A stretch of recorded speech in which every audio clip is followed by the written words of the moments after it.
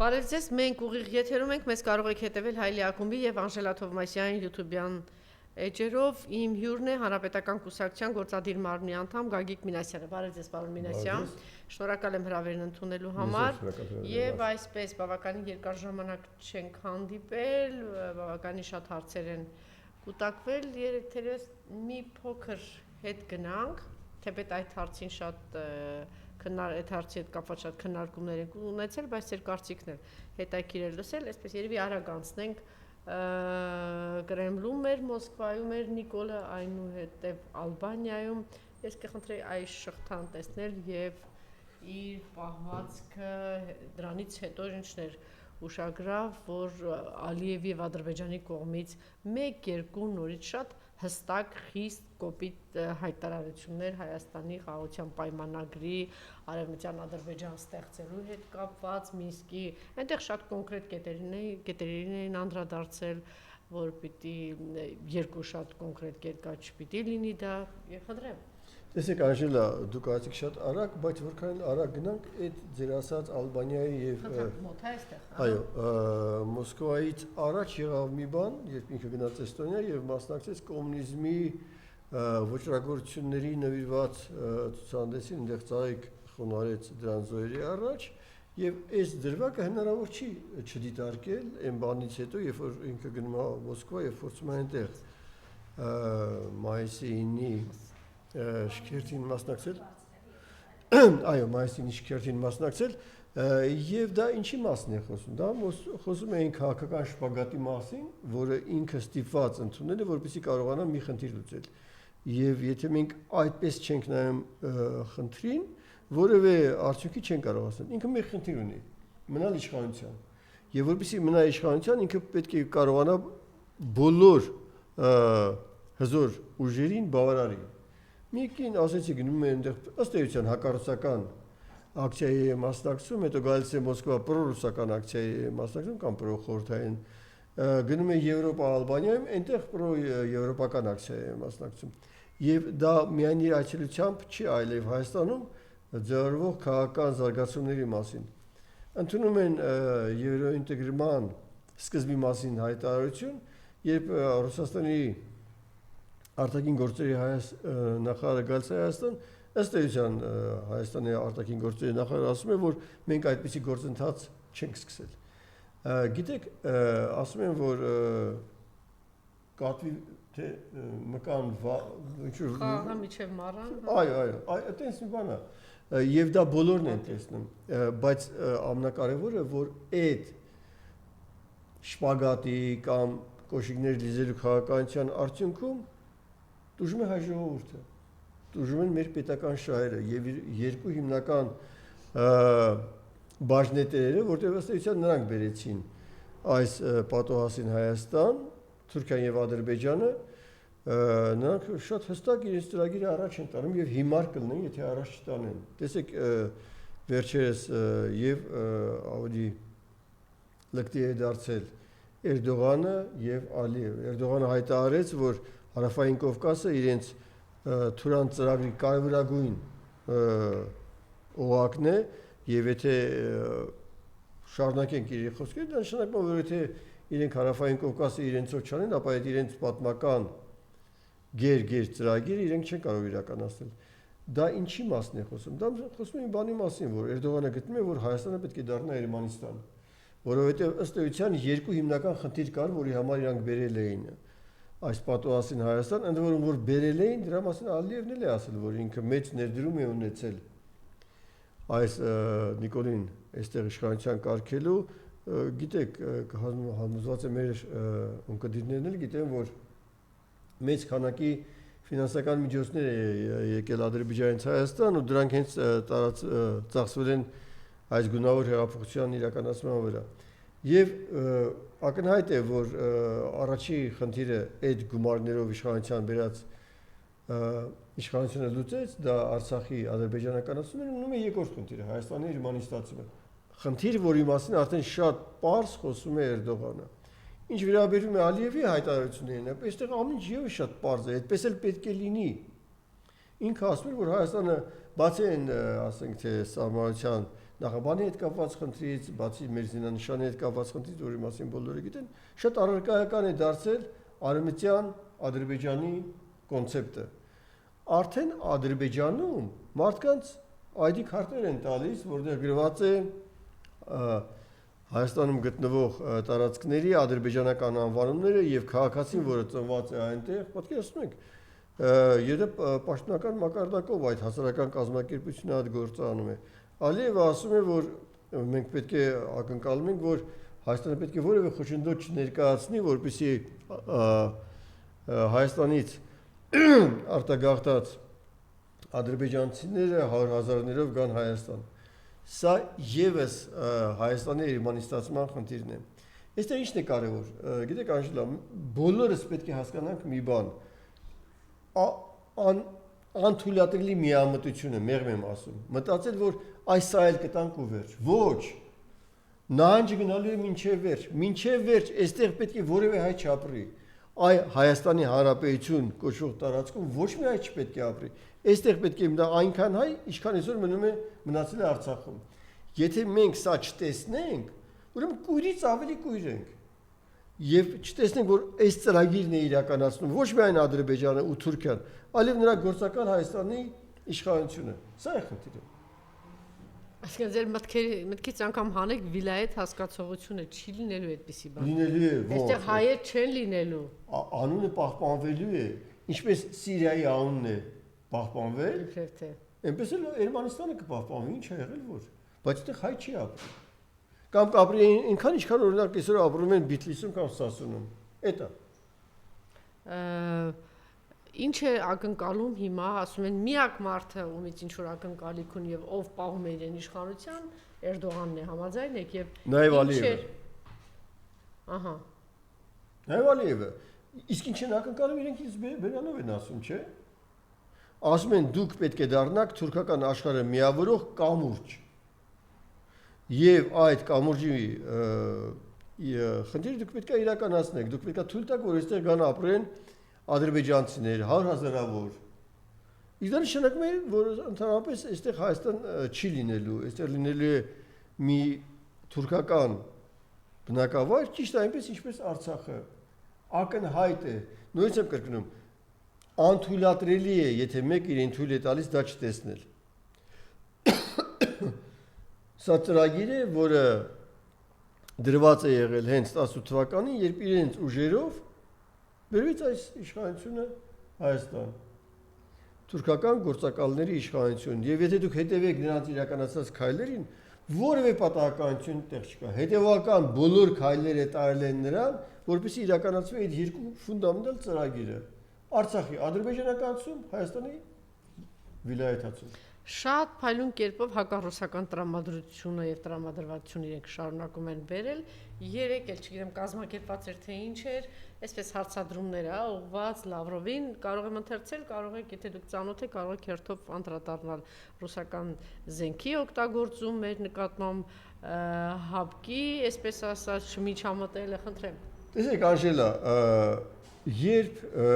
գնում է խնդիրների էսկալացիա երկու կողմի միջև, այնպես չի կարող լինել, որ մեկը դիմացի նկատմամբ նեգատիվ քայլեր է կատարում, իսկ դիմացին շարունակում է պոզիտիվ վերաբերվել դրան։ Այդպես չկա, չէր կարող լինել։ Հետևաբար կարևորը հասկանալ, լավ, ով է առաջի քայլը արեց։ Եվ ոչ միայն ով արեց, այլ ինչ նպատակներով արեց։ Եվ եթե դուք այդ հարցը ձեր առաջ չդնեք, միշտ կասեք, դե մի բան սա է ասել, մի բան էլ նա է ասել, բայց ոչ թե այդպես եղավ։ Չէ՞ որ մենք ունենք փայլուն իրավիճակ Ռուսաստանի հետ։ Փայլուն։ Պուտինը իր բերանով ասում էր, որ հզոր հայկական պետականության արկայությունը հարավային Կովկասում բխում է ռուսական պետական շահից։ Դա ասել է Սերժ Սարգսյանի ներկայությամբ Մոսկվայից։ Այդ ո՞նց եղավ, որ ասենք դրանից հետո մենք եկանք մի իրավիճակին, որը իսկապես այսօր անհետեցություն է թվում, եթե համեմատում ենք դրա հետ։ Այս մարդը երբ որ եկավ, քանդեց այն աշխատանքը, որը տարիներ շարունակ իրականացվել էր Ռուսաստանի համար գերկարևոր հատվածում։ Այն որ մի գերտերությունը կարող էր անպատասխան թողնել եւ շահագրգիռ էր, որ Նիկոլը գար իրենք ինչու չպատասխանեցին, չէ, որ ասվել է դրա մասին, որ 3 անգամ զանգ է եղել եւ անարձագանք է մնացել, ունենալով այդպիսի բարեկամ եւ կարեւոր երկիր այս տարածաշրջանում, ինչպես դուք մեջ բերեցիք։ Տեսեք, ես առավել քան համոզված եմ, որ դրա պատասխանը մենք այսօր չենք կարող ունենալ։ Մենք կարող ենք ունենալ ենթադրություններ։ Եվ ենթադրում եմ, որ այն ընդգծված հավասարակշռված քաղաքականությունը, որը բխում էր Հայաստանի Հանրապետության շահերից, որը պաշտպանվում էր 3-րդ նախագահի կողմից, կարող է նաև ընկալվում է Ռուսաստանի կողմից չափազանց ինքնուրույն։ Սակայն կյանքը ցույց տվեց, որ դա է միակ ճիշտ ճանապարհը Հայաստանի համար, եւ ոչ միայն Հայաստանի համար, որտեղ ցանկացած երկիր, որը այսօր, դե հենց մի հատ տեսեք, էլի, օրինակ այսօր Ռուսաստանը աշխարհի 30 պետության դեմ պատերազմ է մղում։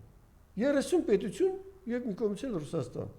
Այդ հապկի որ երկիրն է այնտեղ բանակ ուղարկել։ Հապկի որ երկիրն է Ռուսաստանի կողմից կռվում։ Ռուսաստանի կողմից կռվում է Կորեան։ Հետևաբար այն հավասարակշռված բայց հապկի շոր երկիր, որ ներքին խնդիր ունեցավ, հապկի զորքերը այդտեղ հայտնվեցին, բայց Հայաստանում չհայտնվեցին։ Հապկի զորքերը այնտեղ հայտնվեցին, տեսեք, մենք հարցից հարց ենք։ Չէ, հարցից հարց չենք, դուք ասում եք, եթե ինքը խնդիրն է պատերազմի մեջ, այո, բայց ներքին խնդիրներ ունենալու ժամանակ հայտնվեցին, բայց Հայաստանում ոչ։ Դե շատ լավ եք ասում, ուրեմն պետք է տեսնենք, թե դրանից առաջ ինչ է եղել։ Դրանից առաջ եղել է այն, որ այս ազգակործան պատուհասը ասել է, որ Արցախը Ադրբեջանը եւ վերջ։ Ես դրա մասին չեմ ասում, ես մի քիչ ավելի հետ եմ գնում Սերժ Սարգսյանի այն փուլում, որ հա, այսինքն չեն դիմել իրենց։ Ընդհակառակ զանգին էլ չեն պատասխանել։ Տեսեք, նույնս եմ կրկնում, Անժելա ջան, մենք դրա մասին կարծեք թե խոսեցինք։ Ես կարծում եմ, որ այն ժամանակ Մոսկվայում կար մտահայնություն, որ Հայաստանի այսպիսի քաղաքականությունը չափից դուրս ինքնուրույն է կամ արևմտամետ է։ Չափից դուրս ինքնուրույնն է։ Չեմ միգուցե նաև այդպես էին մտածում։ Եվ մտածում են, որ եթե գա մեկ ուրիշը կլինի այնպիսի իրավիճակ, ինչպես ասենք թե մտածում են, որ вам некуда деться։ Պարզեց որ ոչ։ Կարող է գալ թուրք-ադրբեջանական մի գործակալ, որը ոչ թե ռուսական շահը ավելի առաջ մղի, այլ թուրքական եւ ադրբեջանական։ Մենք հիմա շատ ոնց որ հին հարց ենք անդրադառնում, շատ հեռուտեղ ենք գնում, բայց մի քիչ միամիտ չի մտածել, որ այդպեսի գերտերության անվտանգությունը, մեր անվտանգությունը չգիտեին թե Նիկոլը որտեղից է ծնվում եւ սնվում։ Եվ մտածել կգա եւ այսպես խելոք Կուդա դիզեն սադրատակ խելոք անին ինչ որ կասեն, մի քիչ միամիտ չի, ինչ որ բան չի էլի։ Դա իրողություն է, Անժելա, կներեք, շատ ավելի կարևոր երկիր Ռուսաստանի համար, որը Ուկրաինան է։ Ռուսաստանի վերնախավը համոզված է, որ այնտեղ, երբ որ ռուսական զորքերը մտնեն Ուկրաինա, այնտեղ պետք է ծաղիկներով եւ փողային նվագախմբով դիմավորել։ Կար այդպեսի բան, այո։ Դե ուրեմն մի ասեք, որ դա օբյեկտիվ իրավիճակ է։ Հա, ունենք այն, ինչ որ ունենք։ Այո։ Այսպես հապկի մասին չխոսեցիք, հա, ինչու չակտիվացան։ Մեր պարտություններից բխող արձագանքը, որ համապատասխանվել հապկում ՀՀ-ի մեր պայմանագրային պարտականություններից, դա եղավ անմիջապես, ասել է Լավրովը, պատասխանելով Արմեն Պրեսյան հարցին, որ 2022 թվականին Ադրբեջանը հարձակվել էր ՀՀ ինքնիշխան տարածքների վրա, ՌԴ-ն ինչու չարձագանքեց։ Առաքելությունը ՀԱՊ գլխավոր քարտուղարի ղեկավարությամբ միանգամից մեկնեց դեպքի վայր, ներկայացրեց օպերատիվ զեկույց, առաջարկությունները, որ պետք է ՀԱՊ-ի դիտորդների առաքելություն ուղարկել այդտեղ իրավիճակը կայունացնելու համար, ասել է Լավրովը։ Տեսեք Անժելա, ես այդ հարցում այլ պատասխան ունեմ։ Եվ ՀԱՊ-ի արձագանքը եւ այդ ՀԱՊ-ի գլխավոր երկրի Ռուսաստանի արձագանքը բխում էր այն քայլերից, որը արդեն արել էր Հայաստանի իշխանությունները, հանդերձ Նիկոլ Փաշինյանի, որը ըստ էության այնպես էր արել, որպեսզի Արցախը դառնա Ադրբեջանի մաս, դրա մասին հայտարարել էր, որի արդյունքում ռուսական խաղաղապահները այլևս Ադրբեջանի ինքնիշխան տարածքում անելիք չունեին։ Դրա համար եմ ասում, դուք պետք է գաք անպայման սկզբնաղբյուրին հասկանաք, այդ ոնց եղավ, որ այն փայլուն հարաբերությունները Հայաստանի Հանրապետության մասին է խոսքը գնում, ջերմուկի բարձունքների բանդրա մասին է խոսքը։ Իսկ ես ինչի մասին եմ խոսում։ Ես էլ խոսում եմ ռուսական շահի մասին Հարավային Կովկասում։ Խնդրեմ։ Դա խոսեցի արդեն։ Դուք ռուսական շահը Հարավային Կովկասում զրոացեցիք, տվեցիք ձեր տերերին, ադրբեջանցիներին, եւ ուզում եք, որ հիմա նրանք պաշտպանեն ձեզ, գնացեք ձեր տերերի հետ խոսեք։ Այն ինչ որ տեղի ունեցել, Անժելա, պատճառը հետևանքային կապը ակնհայտ է։ Թուրքական եւ ադրբեջանական փողերով եկած իշխանությունը Հայաստանում փչացնում էր հարաբերությունները ռուսների հետ, որտեղ ադրբեջանական եւ թուրքական ծրագրերը չեն համընկնում ռուսական ծրագրի հետ։ Եվ այսօր դրա բարձ ասում են մարդը, ասում է Հարավային Կովկասը մեր մեծ Թուրանի ծրագրի անբաժանելի մասն է։ Ռուսներին դա բարձր ձեռ չի տալիս, որտեղ իրանք ունեն ուղղայաց հյուսիս-հարավ, սրանք ունեն հորիզոնական արևելք-արևմուտք։ Եթե պարոն Մինասյան հետևենք նախին զարգացումները կանխատեսում դրա մասին խնդրում եմ ասեք, հետո անցնեմ հաջորդ հարցին։ Շնորհակալություն։ Այո, տեսեք Անժելա, այս իշխանությունը ըստ էության գլոբալիստական ժամանակաշրջանի պրոդուկտ է։ Այդ գլոբալիստական աշխարհը տրոհվել է։ Այն բանից հետո երբ Տրամպը եկավ իշխանության Միացյալ Նահանգներում, ինքը նախ կարողացավ այնտեղ այդ դեմոկրատ գլոբալիստների սանձերը քաշել, եւ հիմա բավականին մեծ խնդրեմ է Եվրոպայում, Արևմտյան Եվրոպայում դեռ տարբեր զարգացումներ կան, բայց հիմնական տենդենսը այն է, որ գլոբալիստական Եվրոպան այլևս այնքան միասնական չի, որքան էր, ասենք սրանից 7 տարի առաջ։ Եվ վերաբերմունքը Հայաստանի նկատմամբ ես կարծում եմ փոխված է։ Այն իրավիճակը չի այլևս, որ երբ որ այստեղ խաղաղ ցուցարարների գլխին 30 ռումբ պայթացնեն, այդ հավաքական արևմուտքը, որ այսօր ինքան էլ հավաքական չի, նույն կերպ իր աչքերը կփակի եւ ականջները վստահ եք, որ Հայաստան Միացյալ Նահանգների դեսպանի կողմից այլ արձագանք կլինի։ Առավել քան վստահ եմ։ Առավել քան վստահ եմ։ Դե դեպքում մենք կարող ենք հիմա տեսեք դատական ինչ-որ պրոցեսներ, հայտարարություններ, օրինակ ձեր ուժը, այլ ուժեր կարող են հենց այդ նույն հարցերով ինչ որ ակցիաներ անել դեսպանատան մոտ, գուցե սպասեն եւ ակնկալեն այլ արձագանք եւ պատասխաններ։ Մեր նպատակը դեսպանատան առաջ գործ անելը չի։ Նաեւ ինչու՞ չէ, որտեւ նախքին դեսպանը, եթե դուք հիշում եք, մեղադրեց մեծ հաշվով ցուցարարներին եւ ասեց ոչ մի արտառոց բան չի եղել անցած անգամ, երբ որ շատ լավ է։ Հիմա ասում եմ, եթե մենք անենք այն չորեցինք այն ժամանակ, չարվեց այն ժամանակ էլ իրական չարվեց։ Եթե մենք անենք այն չորեցինք այն ժամանակ ազատության պողոտաներություն ազգային ժողովի դիմաց եւ իրանք մեր գլխին պայթացնեն 30 ռումբ, համոզված եմ, որ Միացյալ Նահանգների արձագանքը կլինի ոչ այնպեսին, ինչպեսին դնում։ Ինչն է ձեզ խանգարում, որ ասեք այն ժամանակ սա է եղել եւ ձեր դեսպանատան արձագանքը այսպեսին է եղել, հիմա դուք պետք է վերանայեք սա, եթե իրենց մոտ բան է փոխվել, իշխանություն է փոխվել, մոտ ինչու։ Երբեք։ Որտեղ ոչ մի բան չի լինում։ Դատում են այդ մարդկանց, միջևան նստած մարդիկ կան։ Գնան, որ իրանք ինչ անեն։ Ընդունել, որ ասենք հիմա տեսեք Թրամփը մի շարք հարցերում դատապարտում է Բայդենի քաղաքականությունը, ասում է տեսեք, ես մաքրելով, սրբագրելով, ուղղելով փորձում եմ գալ։ Սա էլ հերթականներից մեկն է։ Սրբագրի ասենք թե Հայաստանի ընդդիմության պատճառով իրանց դեսպանի աշխատանքը, իհարկե ոչ։ Ընդդիմության պատճառով։ Այո։ Ինչու։ Դե որովհետև ընդդիմությունն է այդ հարցը բարձրացնում։ Անժելա, ուրիշ բան կարող է լինել։ Խնդրեմ։ Եթե մեկ անգամ էլ լինի այն process-ը, որը բերի նրան, որ իշխանությունները ցուցարարների գլխին 30 ռումբ պայթացնեն, կրկնում եմ, այդ ժամանակ արդեն Ամերիկայի արձագանքը կլինի այլ, ոչ այնպես ինչպես եղավ այն ժամանակ։ Դե որպեսզի փորձարկում չլինի, մի հատ տեսնեն կպայթացնեն ինչ արձագանք կլինի, մենք կարող ենք հիմա էլ ակնկալել, օրինակ շատ հետաքրքիր ոչ մեկը չի անում։ Ինչու։ Գնացի կարել։ Դե օրինակ սրբազան շարժումն է այդ արել, հիմա կարող ենք հիմա առաջարկել, ասել ինչ որ մի բան անել։ Չի բան, անհեռանկար քայլ է, գնալ դեսպանատանը ասել Բայց դա դատում են այդ մարդկանց, ասեն այս մարդկանց դատում են, որտեղ նաև իրանց ձեռքերը ազատ էր, որտեղ ձեր դեսպանատների նման դեսպանատները հայտարարում են, որ ոչ մի բան տեղի չի ունեցել, ամեն ինչ օրենքի սահմաններում է եղել։ Անհեռանկար քայլ է։ Գիտեք չէ՞ որ դատում են այդ մարդկանց, ուժասներին են դատում։ Իչեմա դա շարունակվում է այդ վիճակը։ Բայց ո՞նց կարա չիմանամ, իհարկե գիտեմ։ Լավ, շարունակեք, այսինքն կարծում եք շատ բան է փոխվել աշխարհում եւ հիմա միակ տերերը շատ բան է փոխվել, բայց էական բաներ են փոխվել։ Էական։ Արևմուտքը այլևս այդպեսին չի, ինքը միասնական չի։ Եվ դա երևում է ոչ միայն, ասենք, թե հենց Եվրոպայում, երևում է ռուս-ուկրաինական կոնֆլիկտում։ Եվ ենթադրում եմ դա կդրսևորվի նաև այլ տարածքներում, եւ ընդհանրապես պետք է ասել, որ այդ գլոբալիստական աշխարհի փլուզումն ենք մենք տեսնում, եւ աշխարհը դառնում է ռեգիոնալ։ Եվ այդ ռեգիոնները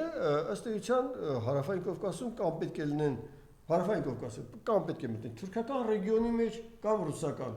այլ ընտրանք չկա։ Ներկայացնում ենք շատ հետաքրքիր զարգացումներ, հիմա Սիրիան այսպես բաժանելու փուլում են եւ այնտեղ արդեն հարցեր է առաջացել Թուրքիայի եւ Իսրայելի միջեւ, իսկ գիտեք, որ իրենք գոնե այս հարցում համակարծիք են եւ միասին էին գործում Արցախի այդ կազմակերպված այդ պատերազմը եւ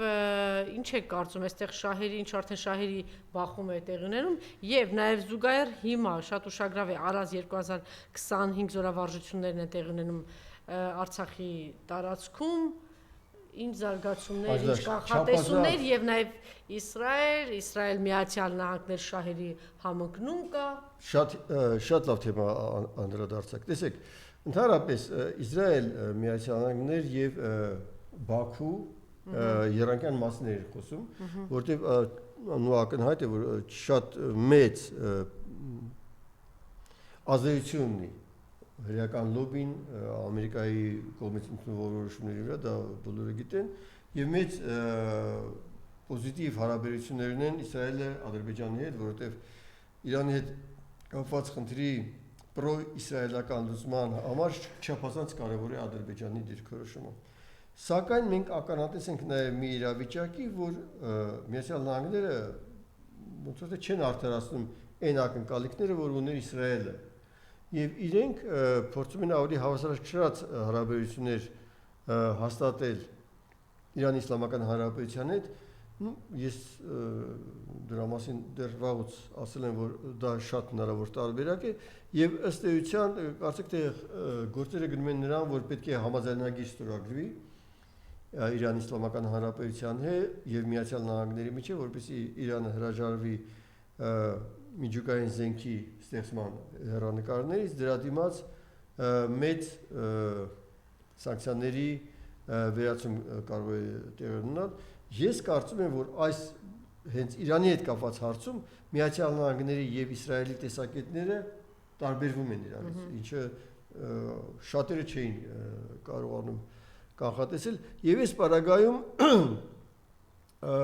բավականին բարդ իրավիճակում կարող է հայտնվել Ադրբեջանը եւ այդ ապագա զարգացումները կարող են մտնել կիրառական փուլ կանխատեսումներից կարող են մտնել կիրառական փուլ միայն մի դեպքում եթե ուկրաինական կոնֆլիկտը ավարտվի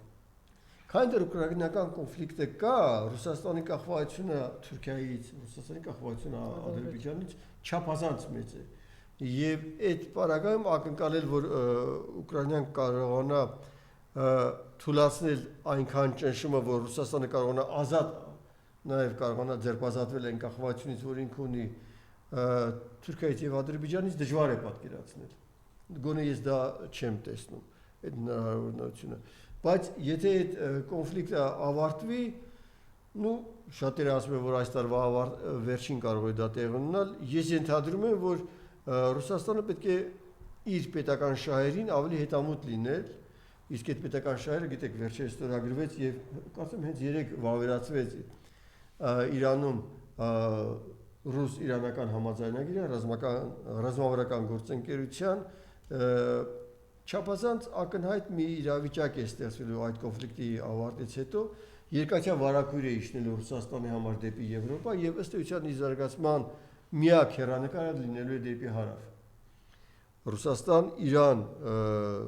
համագործակցությունը Ռուսաստանի համար ճանապարհ է բացելու դեպի հնդկական օվկիանոս դեպի Աֆրիկա եւ մյուս երկրներ, որտեղ նորից եմ ուզում կրկնեմ արևմտյան ճանապարհը փակելնելու եւ այստեղ չափազանց կարեւոր է թե այդ կոմունիկացիաները ինչպես են գնալու։ Դա հյուսիս-հարավ մայրուղու գաղափարն է եւ այս պարագայում Ռուսաստանը ակնհայտ է որ Ադրբեջանով չափազանց խոցելի է եւ այդ միայն հայկական վերլուծաբանների տեսակետը չի ինքը Իրանը ըստ էության այդ ճանապարհը համարում է շատ վտանգավոր, որովհետև հարաբերությունները Իրանի եւ թուրքական թուրանական աշխարհի շատ վտանգավոր են եւ ինքը նախընտրում է որ այդ ճանապարհը, այդ հիմնական ճանապարհը անցնի Ռուսաստանով, Քրիստոնյա Վրաստան, Քրիստոնյա Հայաստան եւ Իրանի Իսլամական Հանրապետություն։ Քիչ առաջ, չգիտեմ, ծանոթ եք թե չէ, Զանգեզուրի միջանցք չի լինելու Հայաստանում, Իրանի դեսպանն է հայտարարել Այսօր Սյունիք կատարած այցի ժամանակ Հայաստանում Իրանի դեսպան Մեհդի Սոբհանին մեկնաբանել է թուրք նախարարի Ադրբեջանի հետ համատեղ այսպես կոչված Զանգեզուրի միջանցքը բացելու մտադրության մասին հայտարարությանը, պատասխանելով լրագրողի հարցին, թե ինչպես կարձագանքի Իրանը, եթե Բաքուն փորձի դրան հասնել ուժով, Սոբհանին ասել է. ուժը ոչինչ չի կարող լուծել Զանգեզուրի միջանցք չի լինելու։ Սովորաբար իրենք շատ դիվանագետորեն են պատասխանում, բայց տեսեք ինչպիսի հստակություն կա այս հարցում։ Իրանի Իսլամական Հանրապետության վերաբերմունքը Հայաստանի ու հատկապես Զանգեզուրի նկատմամբ միանշանակ է։ Տեսեք, քիչ առաջ հենց նոր ես ինչի ասում, որ ասենք այդ հյուսիսարավ ճանապարհը պետք է անցնի Վրաստան, Հայաստան եւ Իրանի Իսլամական դե հենց Զանգեզուրով պետք է անցնի, ուրիշ որտեղով պետք է անցնի, այսինքն դա գերկարևոր դիրք է։ Չէ, դե իրենք հստակ ասեցին, եթե ձեզ այդ կապող բանը պետք է, մենք պատրաստ ենք անգամ մեր տարածքով տալ դա։ Եվ խնդիրը որն է, որ այն ինչ որ պետք է անցնի Իրանի Իսլամական Հանրապետության տարածքով բացարձակապես ձեռք չի տալիս, որովհետև դա Իրանը մի երկիր է, որը հազարամյա պատմություն ունի, եւ ինքը իր հազարամյա պատմության մեջ գիտի թե ինչպես պետք է վարվել թուրանական աշխարհի հետ, գիտի թուրանական աշխարհն էլ գիտի, որ այդ միջանցքը դա միջանցք չի լինի, կլինի ճանապարհը, որը միշտ կլինի խստագույն հսկողության տակ, ինչը Իրանի կողմից անխուսափելիորեն կլինի։ Բայց այստեղ ես բաներ կարող եմ ասել, որ այդ ճանապարհը դե արևելք ճանապարհի կամ մեկ ճանապարհը մեկ գոտին է, չզարմանաք ես չեմ բացառում, որ առաջիկայում մենք եւս մեկ աջակից ունենանք, դա կարող է լինել հենց Միացյալ Նահանգները, որտեղ այն աշխատանքը, որ կատարվում է Միացյալ Նահանգների կողմից Չինաստանին ճնշելու համար, դա ուղղակի բխում է այդ իմ ասածը հենց այդ բանից, որովհետև այն բանից հետո երբ որ Չինաստանը Միացյալ Նահանգների կողմից պետք է զրկվի իր շուկաներից, ամերիկյան շուկայից հետո ամենավճարունակ շուկան եվրոպական շուկան է։ Եվ եթե Չինաստանը ցանկանում է իր ապրանքները անվտանգ հասցնել Եվրոպա, դա Միացյալ Նահանգների համար խնդրեմ է։ Եվ այդ Զանգեզուրի միջանցքի դեմ կարող է նաև հարց բարձրացնել հենց Միացյալ Նահանգները։ Շատ լավ, անցնենք այլ թեմաների, իմպիչմենտի գործընթաց է սկսվել, խնդրեմ ձեր գնահատականը։ Տեսեք, Անժելա, շատ հաճախ քննարկումները իմպիչմենտի հետ կապված կեսից են սկսում։ Լավ կլինի, որ մենք մի քիչ սկզբից սկսենք։ Միա խնդրում եմ այստեղ է ձեր խոսքը։ Այո, բայց ես ուզում քիչ անդրադառնալ։ Խնդրեմ։ Մի քիչ ջուր կվերեք ինձ։ Անժելա, տեսեք, մենք 3 հատ հզոր շարժում ենք, չէ՞, ունեցել այս ընթացքում, եւ այդ հզոր 3 շարժումների ընդհանուր տեխնոլոգիան, երբ որ մենք նայենք, հետեւյալը կլինի. ժողովրդական շարժման գեներացիա, ժողովուրդը հավաքում է ազգային ժողովի մոտ եւ պահանջում է, որպեսզի ազգային ժողովը իր սովորական քայլով իմպիչմենտ ձեռնարկի իշխանության նկատմամբ։ Սակայն տարբեր պատճառներով այդ երկրորդ քայլը նույնիսկ չի սկսել։ Չի սկսել պատգամավորների կողմից ստորագրահավաք, որտեղ նրան նաև գրված է վարչապետի տեխնացու, չի սկսվել։ Եվ տարբեր պատճառներ կարելի է բերել, բայց նաև այս նախաձեռնողների մոտ այն մտայնությունն է, որ այդ անդրջ 3 անգամ այսպես է ստացվել, չէ՞, այս ժողովրդի մոտ կարող է ողջամիտ կասկածներ առաջանան, որ միգուցե այս պատգամավորները չունեն այն ձգտումը, որ ասենք թե իրենք մտնեն այդ բավականին բարդ գործընթացի մեջ եւ իրանց վրա հարվածներ ընդունելով գնան իմպիչմենտի գործընթացին։ Եվ իրենք ինչ են ասում։ Ասում են, եկեք այդ երկու քայլերի տեղերը փոխենք։ Ժողովրդին բերենք փողոց այն ժամանակ, երբ արդեն կունենանք մի թուղթ, որի վրա բավականին մեծ քանակի պատգամավորների ստորագրություն կլինի, եւ այդ ստորագրությունների վերևում էլ կլինի իրենց կողմից նշանակված տեխնացուի անունը, որը պետք է փոխարինի այս ազգակործան պատուհասին խնդրի հաջող ավարտի պարագայում։ Ես կարծում եմ, որ դա շատ ողջամիտ մոտեցում է, որպեսզի դուք ժողովրդին հանեք փողոց այն ժամանակ, երբ որ ասեք ժողովուրդ, տեսեք, այն աշխատանքի իրենց մասը ընդդիմադիր պատգամավորները արդեն արել են։ Եթե այսպես է գնում process-ը, մի բանի մասը պետք է մենք պայմանավորվենք, Անժելա, որ եթե կա թուղթ, գիտեք, այդ ձևաթուղթը հնարավոր է հանձնել աշխատակազմ, եթե դուք ունեք որոշակի քանակի ստորագրություններ, այդ ստորագրություններից 1/3-ն է, պատգամավորների 1/3-ը, եթե կա 1/3-ը դուք կարող եք այդ ձևաթուղթ հանձնել, բայց ոչ մեկը չի ասում, որ եթե դուք արդեն ունեք 1/3-ը, դուք պետք է անպայման հանձնեք, դուք կարող եք 40% օրինակ էլի չհանձնեք, 49% օրինակ ընդհանրապես մի պատգամավորի պակաս ունենաք ու նոր հանձնեք, հետևաբար դուք կարող եք ձեր երկրորդ քայլը ժողովրդին փոխանցել այն ժամանակ, երբ որ դուք արդեն ունեք բավականին մեծ քանակի պատգամավորները, որ պատրաստ են ստորագրելու, բնականաբար բնավ անհրաժեշտ չի, որ նրանք բոլորը բացահայտ ստորագրեն։ Կարող է 30% ստորագրած լինեն, մնացած 10%-ն էլ ասեն, եթե ժողովուրդը դուրս գա փողոց, իսկ ստորագրեն։ Շատ լավ։ Երկրորդ եւ երրորդ նախագահները օրերս խոսեցին, իհարկե երկրորդ նախագահ մեծ այսպես ասուլիս ասեմ թե լրագրողների հետ հանդիպման, իսկ երրորդ նախագահը դատարանի մոտ ինչ որ հարցերի պատասխանեց, ոնց որ թե ավելի մեծ հստակություն է մտցում, որ երկրորդ նախագահ պատրաստվում են հերթական ընտրությունների 2026 թվականի, երրորդին չգիտեմ, դուք ավելի հստակ կասեք գուցե արտահերթ ընտրությունների, այդպես է թե այդպես չի, եւ երկրորդ հարցը, շատերն ասում են, որ պետք է գնալ օրինակ վերցնել Գյումրու ընտրությունները, որ այսպես առանձին գնալ, հետո միանալ, շատերն ասում են, որ դա անհեթեթություն է, որտեղ տեղական համանքային ընտրությունները չպետք է բերել այդ նույն մակետով չպետք է աշխատել համապետական ընտրությունները, որտեղ պետք է մեկ միասնական ճակատով գնալ, սրանց հեռացնել։ Խնդրեմ։ Անժելա, տեսեք, ես կարծում եմ ճիշտ չի լինի այսօր խոսել ընտրությունների մասին։ Ճիշտ չի լինի։ Բայց տեսեք, արդեն Նիկոլենք սկսել են այս կրթել, գիտության դպրոցներ, չգիտեմ ինչ էլ, բարձես մարդիկ արդեն քարոզարշավը սկսել են Նիկոլն ու Անան։ Դա իրենց ծրագիրն է, դա իրենց օրակարգն է, բայց մենք պետք է ունենանք մեր սեփական օրակարգը։ Եվ խնդրեմ։ Ահա, մեր սեփական օրակարգը ես կարծում եմ պետք է լինի հետևյալը։ Մենք պետք է սկսենք մի գործընթաց, որը ցանկացած րոպե կարող է վերածվել իշխանափոխության։ Եթե դուք ունենաք մի այնպիսի իրավիճակ երկրում, որ ունեք բավականին մեծ քանակի ստորագրություններ արդեն այդ թղթի տակ, եւ իշխանությունը կատարում է ինչ-որ բավականին նեգատիվ քայլեր, այդ ժողովուրդը կպայթի, որտեղ այնտեղ ունի ինքը արդեն երաշխավորված քանակի պատգամավորներ, եւ դա նույնիսկ մահակ կարող է լինել իշխանության գլխին, որովհետեւ ինքը ծայրահեղ հիմար քայլեր չանի, իր տերերի պարտադրանքը չանի։ Այսինքն այս իմպիչմենտի գործընթացը նաև այդ պոզիտիվ լիսկ ունի իր մեջ, որը կզսպի սրան ծայրահեղ վտանգավոր քայլեր անելու, որը շատ դժվարությամբ հետ կբերվի։ Բայց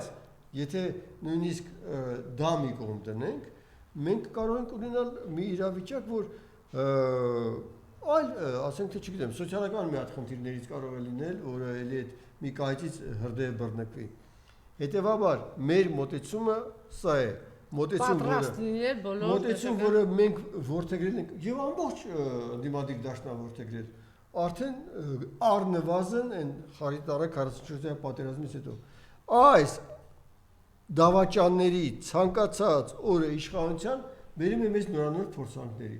Ինչու այնպեսի մի մեխանիզմ չունենանք, որը ցանկացած րոպե կարող է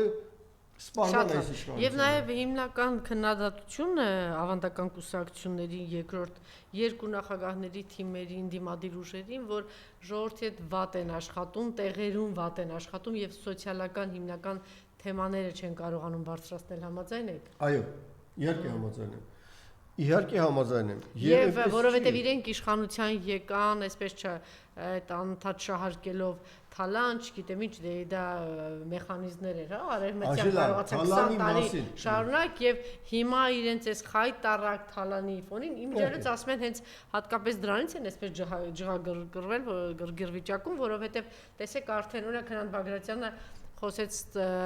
վերջին 7 տարում ստվերից, ասես միայն 60 միլիարդ չկա, իրանք պիտի պատասխան տան, երկրորդ նախագահն ասեց 2 միլիարդը չկա, ուր է, անիֆի գործը, հիմա տեսեք էլի բյուջեից փող են տանում, այնտեղ 100 միլիոնը, որ Սփյուռքից եկել էր, բյուջեում դրա մասին չգրվեց, Սաշիկ Սարգսյանից 30 միլիոն վերցրեցին, բյուջեում այդ տողով չկա, ու այսպես հարյուրավոր թալանի բաներ։ Անկասկած, Անժելա, իրենք մինչև ականջները խրված են կոռուպցիայի մեջ։ Մինչև ականջները, բայց ինչու են իրենք այդքան կարճած իրենց աթոռներից։ Մի բան կա, իրանք հաստատ գիտեն, չէ՞ որ իրենց աթոռից են գնալու են այդ ազգակործանի ասած պատվալը։ Եվ փաթեթներով են գնալու,